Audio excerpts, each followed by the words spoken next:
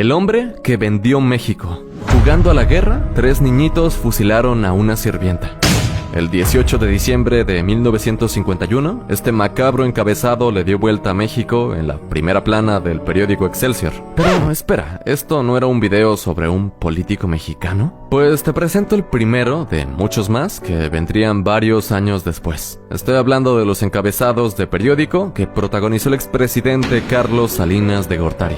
Cuando los niños se pusieron a jugar con un rifle de su abuelo, no se supo ni siquiera el nombre de la mujer con la que acabaron. Solo se supo que no enfrentaron ninguna consecuencia, igual que no se supo qué pasó realmente en la noche del conteo de votos, aquella en la que convenientemente se cayó el sistema. Carlos iba a la delantera, y tampoco se supo por qué. Y esta es probablemente la cosa más extraña que te voy a decir. El chupacabras se volvió una noticia nacional en periódicos y televisiones durante un par de semanas a principios de los 90. Solo se supo que al mismo tiempo que nadie lo reportaba, todos los productos de la canasta básica subían. Sí, a veces la expresión México mágico se queda corta para explicar lo que pasa aquí. Pero de lo que sí sabemos y que te puedo contar es que durante su sexenio se privatizaron la mayoría de las empresas mexicanas. Para ser más claro, fue casi un 90% de las 1.500 empresas propiedad del gobierno. Y la justificación parecía bastante convincente. Primero, reducimos el gasto público para poder invertirlo en lugares donde sea más útil. Y segundo, la competencia de las empresas privadas mejoraría los servicios y los haría más baratos. El problema es que ninguna de estas dos cosas se volvió realidad.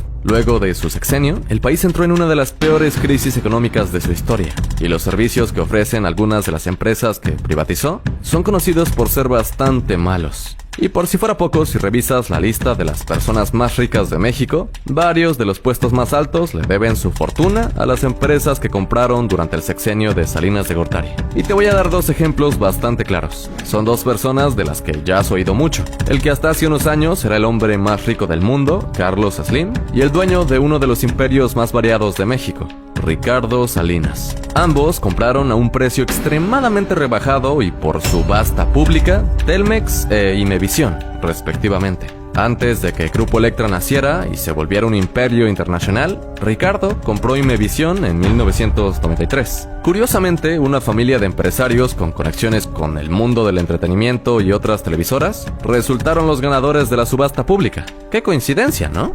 Actualmente, casi 30 años después, Ricardo aparece entre las personas más ricas del mundo, en el puesto 37. Y por el otro lado, el mexicano más rico, Carlos Slim, fue el ganador de la subasta pública por Telmex. El problema es que en ese entonces, su familia era adinerada, pero ni siquiera con el descuento increíble que le ofrecían, podía haber pagado el costo de la empresa. Así que no solo ganó la licitación y recibió un descuento único, también le ofrecieron un préstamo del gobierno federal para pagarla. Prácticamente le regalaron la empresa y la operó como un monopolio en todo el país por varios años. En realidad, hasta la fecha, Telmex sigue operando parecido a un monopolio en muchas regiones del país. Claro, hay muchas empresas que han aparecido para competir, incluso una de Ricardo Salinas, pero instalar la infraestructura necesaria, como los postes para conectar el cableado que llega hasta tu casa, no es una tarea fácil. Y además de necesitar permisos especiales, los lineamientos de seguridad no permiten instalar nuevos postes. Así que sí, la competencia existe, pero tienen que rentarle a Telmex los lugares donde van a conectar sus cables.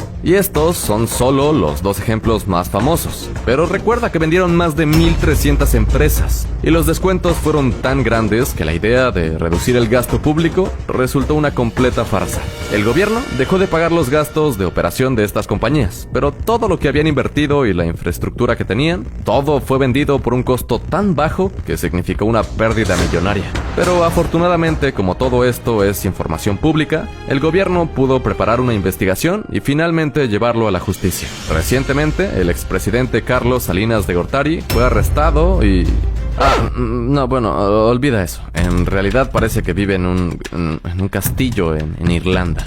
Pero bueno, también sigue asesorando a su partido, además de ser inversionista en varias empresas privadas de México, incluidos los inescapables Oxxos de cada esquina. Pero en fin, aquí lo más importante es tú qué opinas de toda esta información. ¿Crees que saber que todo esto es información pública sería suficiente para acusar al expresidente de corrupción? ¿O crees que genuinamente tenía buenas intenciones y que prácticamente todo saliera mal fue un error honesto?